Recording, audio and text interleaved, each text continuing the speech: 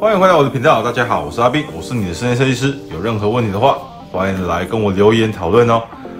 好的，那今天大家应该是看到标题进来的。那为什么今天会想开这个主题呢？是因为其实在之前的影片的话，有很多的网友都问我说，如果我今天想要转行，我是没有经验的，我想要做这一行，我一开始要先去联成电脑吗？巨匠电脑吗？还是说你有什么更好的建议呢？那这边的话，其实我觉得我应该有这个经验可以跟大家分享，因为我是真的是完全是零经验在踏入这个行业，到现在已经非常多年了。这几年其实也不太记得了，不过在一开始的时候，不管你们先知道的，不管是 AutoCAD、SketchUp， 甚至 Photoshop、Illustrator， 有的没有的，我是不只去巨匠电脑，我去当助理以外，然后去证照班，然后甚至还有去其他老师开的一些像是 SketchUp 的课啦什么的。那几年我真的是非常应该是花很多时间在补习。我就是那个真的你想得到的，我大概都去过的人。那在这里面呢，大概什么东西对你是最重要的，什么东西是 CP 最高的，我现在就不跟大家废话，我直接就跟你说。好，那就不跟大家废话，我直接跟你们说答案。答案就是室内设计以及室内装修以及的证照班。那你听到这边一定会觉得很困惑，证照这种东西不是应该是我从事这件事情一段时间以后，我再去考取证照吧？我应该先要有个入门有经验，我才能去考证照嘛。其实这里面有一个秘籍。首先第一点就是报考资格非常简单，它有多简单呢？只要像这种技能类型考试的话，通常都要说相关科系，然后或者是说你的检定相关工作经验几年以上，或者是你有丙级证照以上。但是就唯独这张证照，它是没有丙级的，所以呢，它里面多了一条叫做大专院校以上或同等最高学历。简单来说就是大学毕业。这无疑是个 bug。你知道大学毕业就会考这张证照，这门槛超低啊，各位。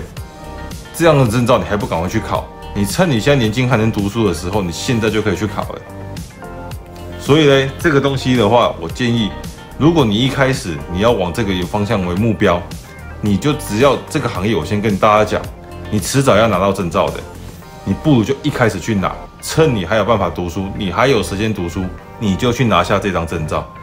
要不然的话呢，等到你开始工作了，你每天开始加班了，你要为了调出时间再去补习，你根本就不可能考得上嘛。因为基本上虽然这个报考的门槛是非常的低，但是考试还是有极大的难度啊。你应该趁现在就是把它考上。所以呢，你直接加入证照班，在这个时间点一次就把这个证照抓下来，我觉得是非常的重要。好，再来第二个的话就是同学的不同，到底有多不同呢？首先，不管是职训、巨匠还是联成电脑这种，基本上这里面的同学一定跟你一样是无经验者，一定的嘛。因为今天你不是因为这种情况的话，你怎么会想说我要补电脑补习班，我要去学一个全新的技能，我要去学绘图技能？但是呢，证照班就不一样哦。证照班是刚性需求，在以前这个立法不是这么的严谨的时候，以前在做装修的人，基本上有很多的是没有这张牌照的。那但是现在工作越来越严谨，规定越来越严苛的情况下的时候，他必须要出示这张证照，你必须要有这个证明文件，你才能去承接这个案子。所以呢，这逼的之前没有证照的一些厂商、老板，或者是一些资深的业内人士，他刚性需求，他被逼的要回来去考这张证照。所以你知道吗？你今天进入到这个证照班的时候，你的同学一半以上都是超级老鸟。然后在这个超级老鸟在跟你在有同样的环境的时候，你有这种机会可以跟他们去做交流，然后去知道这个行业的一个文化是怎么样，这是一个非常千载难逢的机会。如果在这个班以外的话，你基本上是没有这么多的机会，可以跟一个行业的这么多的老板或者是这么多的老鸟，可以无私的去跟你分享一些交流的。因为你今天是跟他是同学嘛，你知道做人不要太靠北的话，你去跟人家聊天，你跟人家虚心的指教，人家也会热情的回应你嘛。你不懂东西，你可以问你的同学嘛。基本上那边的同学每一个都会当你的老师，他们也从事很多年的，只是碍于现在需要，他必须要回来跟你考证照，要不然基本上你不会遇到他，你也不会跟他有当同学的一天。所以呢，这个证照班，你见面的那整班全部都是你的老师。当然啦，也是会有几个是跟你一样是无经验的，只是说里面基本上不是老板就是老娘。这种千载难逢，再加上无私的交流环境，你还可以直接为了大家在同一个目标去交流，去考到最后那张证照，可能还会有一些革命情感。搞不好以后这些人、这些同学，在你出社会之后，在你离开这个班以后，还是你一个很重大的资源，以后还要跟他们配合机会。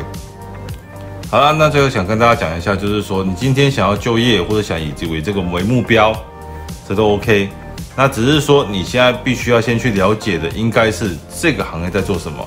如果你今天先去学了一些电脑技能这些工具，你可能可以学会到这些指令，或者是说这个软体怎么操作，但是你不是去了解这个行业是什么。那这个行业是什么的话呢？最简单的，你直接去只取它的核心。那这个门槛低又可以只取核心的机会其实不多，在这个行业其实是 OK 的。这是给大家分享一个秘籍，直接去证照班，然后跟他们努力，然后你去结交一些这些业界的老鸟，这些以后都会成为你一个莫大的资源。最后你还可以去往这个目标前进。如果你要做这一行，你迟早都要考到这张证照的，那就不如在一开始的时候你能读书，你还有一个空闲可以去准备就业的这个时间点，就直接去把那个证照给抓下来，这个以后都会成为你一个莫大的资产。好了，那今天的影片就分享到这边。喜欢我的影片的话，请帮我按赞、订阅、分享。那如果有什么相关的问题想问我的话，都请留言给我知道。好了，就这样子了，拜拜。